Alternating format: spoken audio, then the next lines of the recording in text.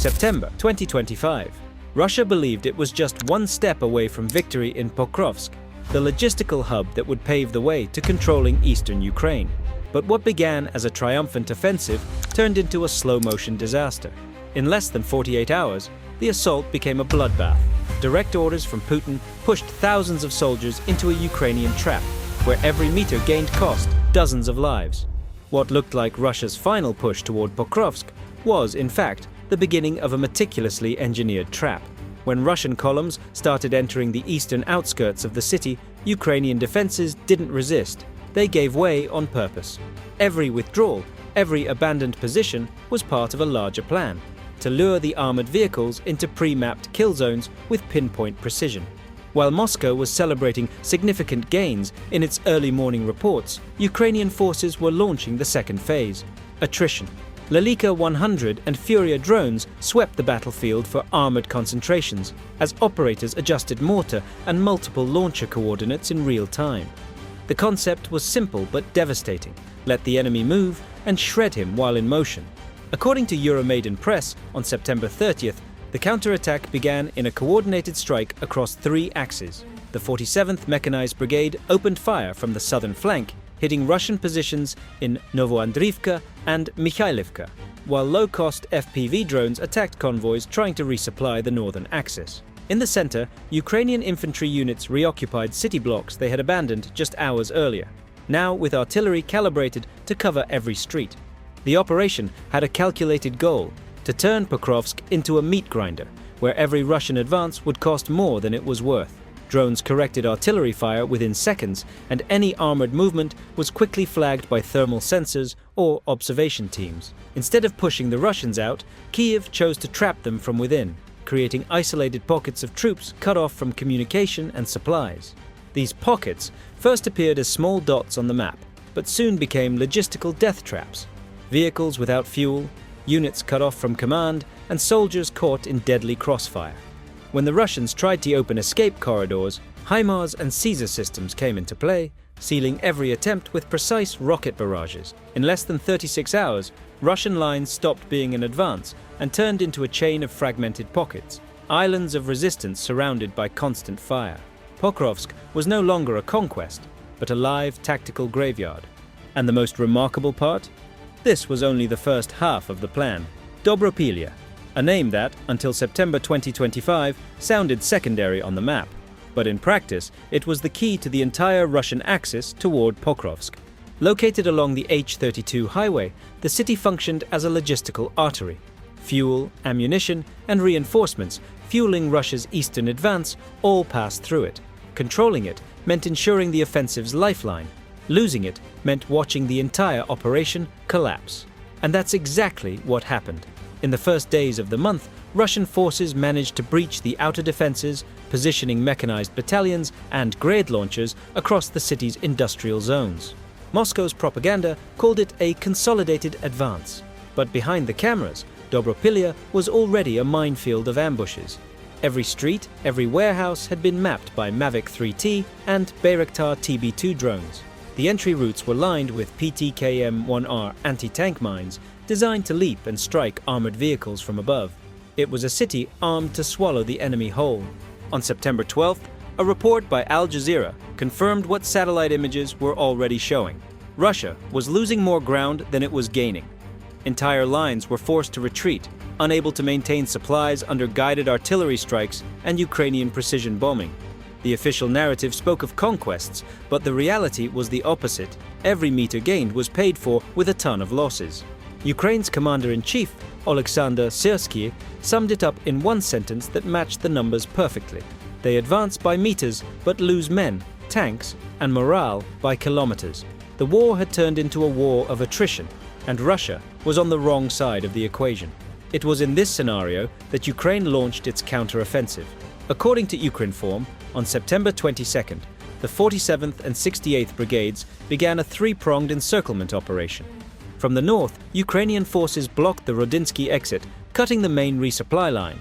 From the west, they captured an elevated quarry used by the Russians as an observation post. And from the south, a surprise attack using striker vehicles armed with Tau missiles struck the flanks of the T-90 tanks head-on. The effect was immediate. The Russian columns tried to retreat, but found the bridges destroyed by their own uncoordinated artillery fire. Ukrainian drones orbited overhead, streaming live coordinates of every vehicle as howitzers adjusted their fire with an error margin of less than 2 meters. Within hours, Dobropillia had turned into a funnel of steel and smoke. When the sun set, the scene was apocalyptic. Dozens of burning armored vehicles, ammunition detonating in sequence, and Russian communications completely silent. 3 mechanized battalions had been wiped out within a radius of less than 4 kilometers. What had once been the lifeline of the Russian offensive had become a tactical graveyard. Dobropillia wasn't just a defeat, it was the collapse of Russia's entire strategy around Pokrovsk. The offensive Moscow had hoped to showcase as a triumph became a symbol of vulnerability. And while the Kremlin tried to conceal the losses, Ukraine secured something far greater: control of the ground, control of information, and, above all, control of time. After the disaster in Dobropillia, the Kremlin shifted its approach. The idea was simple. If large mechanized offensives had become easy prey for drones and artillery, the solution was to operate in the shadows. That's how Russia's new directive was born: the infiltration tactic using small units, described by Dnipro's operational spokesman, Viktor Trehubov. According to him, Russia began deploying squads of 5 to 10 soldiers with little armor, attempting to slip through Ukrainian lines at night or under the cover of fog. The logic was that smaller groups would be harder to detect and, once inside, could open gaps for larger assaults. In theory, it sounded like an evolution. In practice, it was the beginning of another failure. The Ukrainians had already identified the pattern before it even began. Every infiltration attempt was monitored by thermal sensors, FPV drones, and electronic surveillance teams positioned in defensive rings around Pokrovsk. As soon as a Russian group crossed the line, operators triggered a precise sequence: locate, mark, destroy. Within minutes, positions were mapped and struck by guided grenades or light artillery, but Kyiv's response went far beyond simple defense. Instead of merely repelling the infiltrations, Ukrainian forces began using the very corridors the Russians had opened against them. When an enemy detachment advanced, mobile Ukrainian units encircled their rear, cutting supply routes and isolating the groups into pockets without communication. It was a war of ambushes within an ambush, where every Russian attempt to adapt only deepened their own losses. Over time, the fragility of this strategy became undeniable. Without logistical support, small Russian units ran out of ammunition, called for extraction, and were exposed to coordinated drone attacks. Many were neutralized in transit before even reaching their targets. According to Trehubov, dozens of infiltration attempts were stopped within 24 hours, and Russian forces ended up losing ground while trying to cross it. This failure revealed a stark contrast with the recent past. Before, Moscow had relied on massive mechanized assaults, columns of tanks, armored vehicles, and artillery advancing with overwhelming firepower. Now, the shift to a silent war showed the opposite: a lack of resources, coordination, and confidence. Units that once moved in formation were now scattered, leaderless, and struggling to survive in a precision-driven conflict that favored Ukraine at every level. In the end, the infiltration tactic wasn't an innovation. It was a symptom, a sign that the Russian army, after losing strength, territory, and morale, was now fighting only to contain its own collapse. Meanwhile, Ukraine turned every enemy attempt into an opportunity, a war of adaptation where intelligence, patience, and technology replaced sheer numbers. And this imbalance wouldn't remain confined to Pokrovsk. What came next would show that Russia's tactical failure was already turning into a strategic defeat across the entire east. Novotoretske. A small name on a war-torn map, but for the Kremlin, it became the last hope of turning the tide. After the losses in Pokrovsk and Dobropillia, the entire Russian front line began to unravel, and this village, surrounded by farmland and bomb-scarred roads, turned into a symbol of desperate resistance. The problem was that Novotoretske was no longer a military position. It was a grey zone, constantly swept by Ukrainian drones that controlled every meter of ground. From above, thermal imagery revealed what was left of the Russian force: small shadows moving between craters and ruins, trying to reorganize what remained of their units. For Moscow, this position could not fall. It was the last link connecting the Eastern Front with the evacuation and supply routes of the southern sector. That's why Vladimir Putin personally ordered elite reinforcements, Marines and airborne units, to stabilize what was left of the line. But when those reinforcements crossed the Torets River, reality on the ground spoke louder. The columns were detected almost instantly by Lelica 100 and Punisher drones and marked for attack. 155mm artillery opened fire in rapid succession, while swarms of FPV drones dove onto the vehicles still in motion.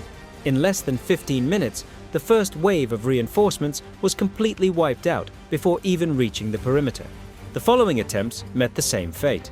Every armored vehicle that advanced became a glowing silhouette on Ukrainian cameras, and every infantry squad that tried to run was swallowed by precise explosions. Russian communications, chaotic and intercepted, revealed senseless orders. Officers requesting extraction, soldiers calling for ammunition that would never arrive.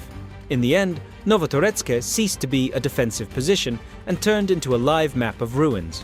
What the Kremlin called reinforcements became just another chapter of irreversible losses. Russian desperation had reached its limit, and Ukraine, for the first time since the beginning of the war, showed the world that the enemy wasn't just being defeated, it was being dismantled.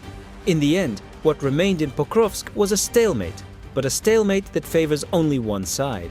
The Russian troops, exhausted and fragmented, remained trapped between pockets of fire and fortified Ukrainian lines. Every attempt to advance ends the same way: drones in the sky, artillery on the flanks, and communications falling silent. The battlefield Moscow, once called the gateway to the east, has turned into a maze of loss and confusion. Meanwhile, Kiev has not only consolidated its defenses, but launched a new phase of strategy. With positions stabilized and air control secured, the Ukrainian command is already preparing new counterattacks to seize the high ground north of Dobropillia, a position that, once taken, would deny the Russians any chance of regrouping or counteroffensive. The plan is simple and precise: maintain constant pressure, cut off resupply, and bleed the enemy until it can no longer react. Inside Russia, the situation grows increasingly unsustainable. The number of casualties already surpasses anything officially acknowledged, and the narrative of victory is beginning to crumble. Analysts speak of entire battalions lost, families silenced, and rising censorship. For Putin, every reinforcement sent to the front has become an impossible calculation. The more soldiers he sends, the faster the army breaks apart. The attack on Pokrovsk, meant to be the symbol of Russia's recovery, has turned into a strategic disaster. Dobropillia and Novotoretske are no longer potential victories. They are warnings of an unfolding collapse. And while Moscow tries to rewrite the numbers, the reality on the ground is undeniable. Ukraine has learned to win with intelligence, patience, and precision.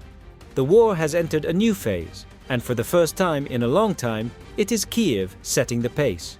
If you want to keep following how Ukraine is turning the tide in this war, make sure to subscribe to the channel, turn on the notification bell, and leave a like. It really helps our work. And don't go anywhere. In the next video, you'll see how an entire Russian city collapsed after a brutal Ukrainian revenge strike. Click now on "Entire Russian City Collapses After Ukrainian Strike. Revenge Was Brutal" and find out what really happened.